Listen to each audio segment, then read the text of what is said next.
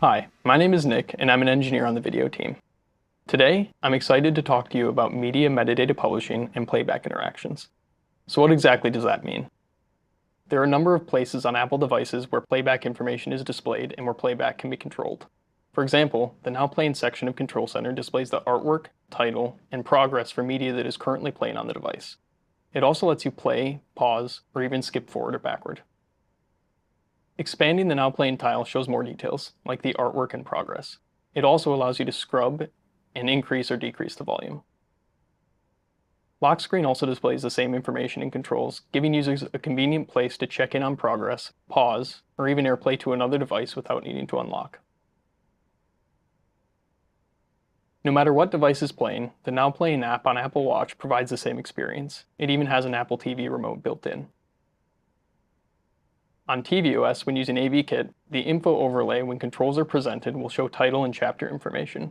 When you swipe down to the info pane, more details like the artwork and description are shown.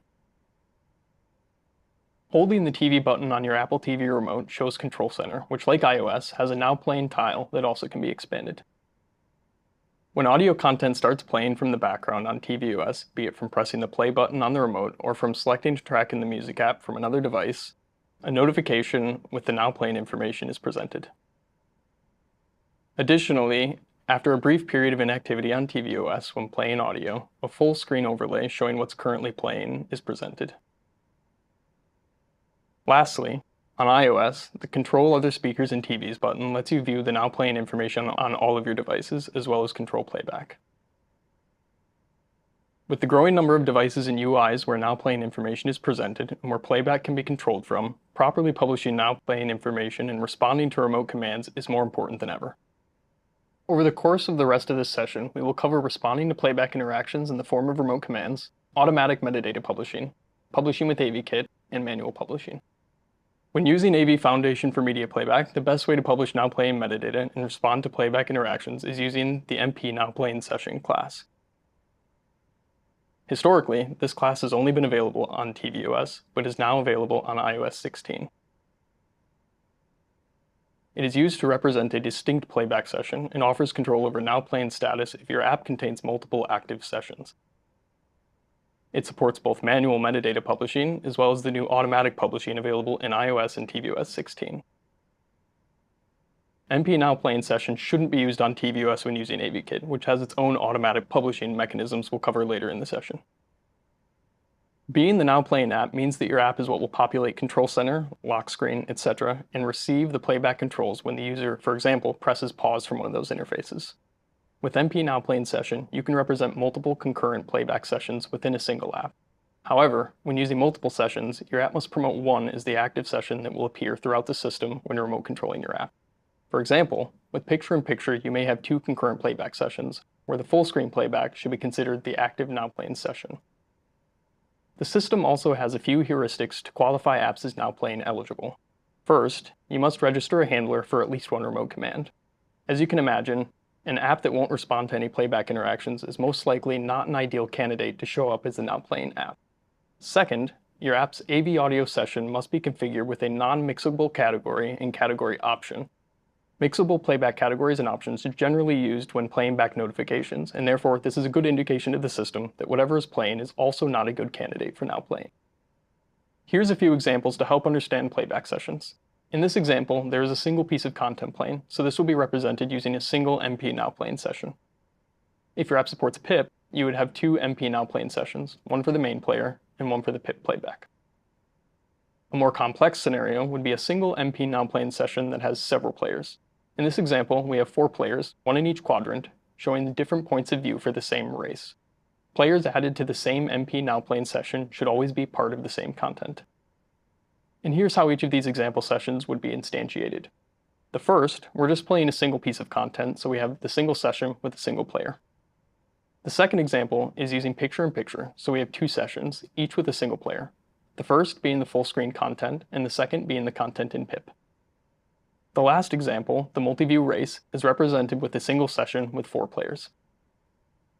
When an app does have multiple sessions, it's the app's responsibility for promoting a given session as active when applicable.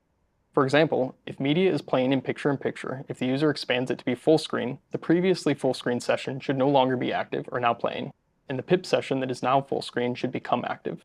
This transition can be done by calling become active if possible on MP now playing session.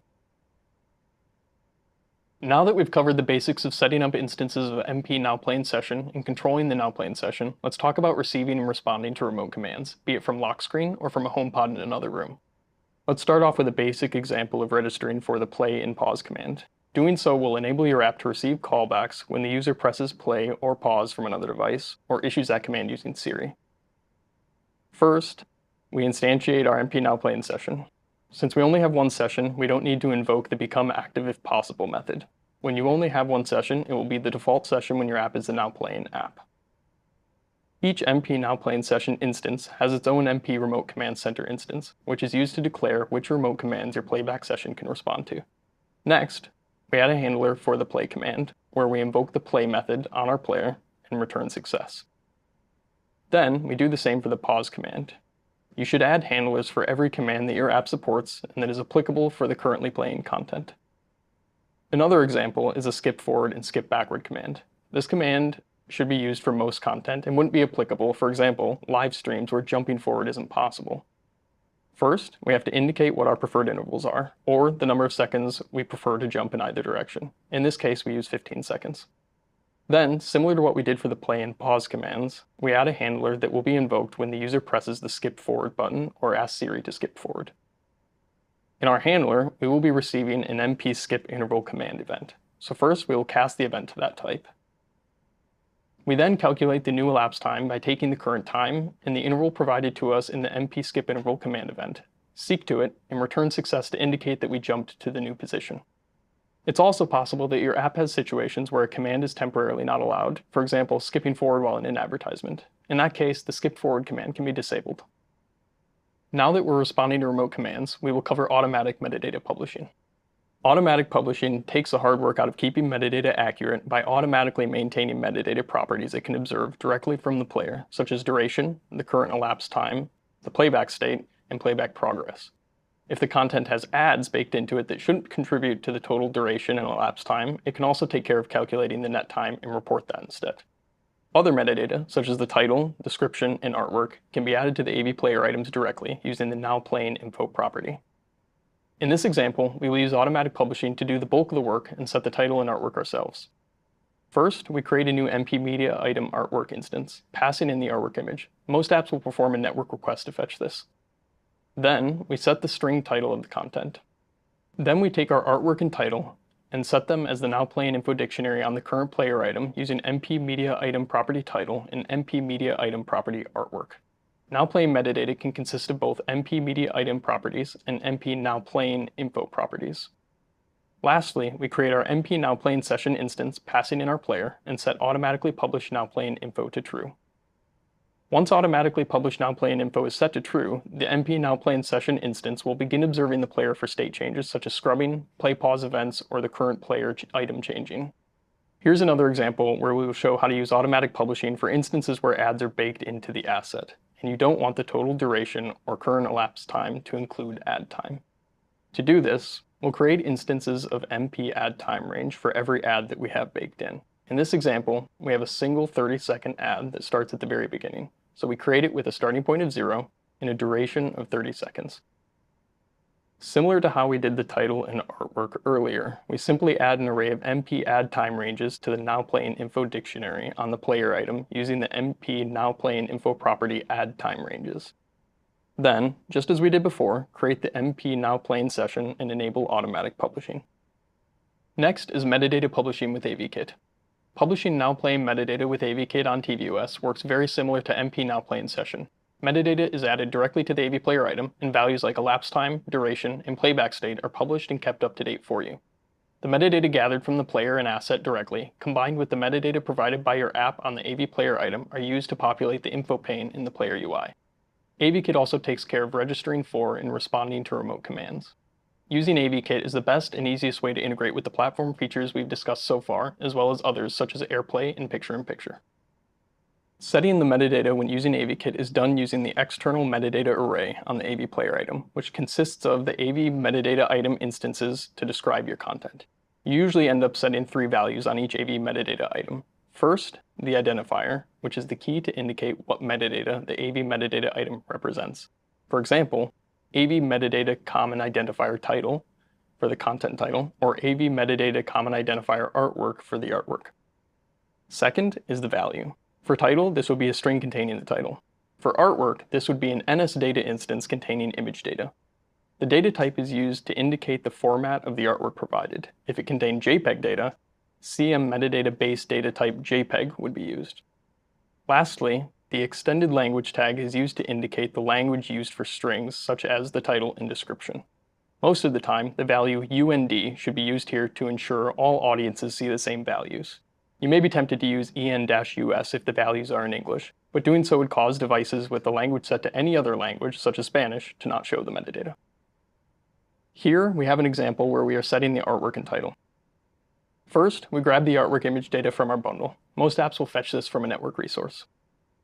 Then, we instantiate a new mutable AV metadata item. We set the identifier to common identifier artwork. Then, we set the value as the raw artwork image data as NSData. Since the image data is JPEG, we set the data type to CM metadata base data type JPEG. If your artwork was instead of PNG, you would use CM metadata base data type PNG. Because we want this metadata to be visible to users with devices set to any language, we set the extended language tag to UND, or undefined. We then repeat the same steps for the title, using common identifier title and the string title for the value, and UND once again for the extended language tag. Once we've set up all of our metadata items, we add them to an array and set it to the AV player item's external metadata property. Now that we have the artwork and title added to the player item, you can see how this maps to what is shown in Control Center and Lock Screen on iOS.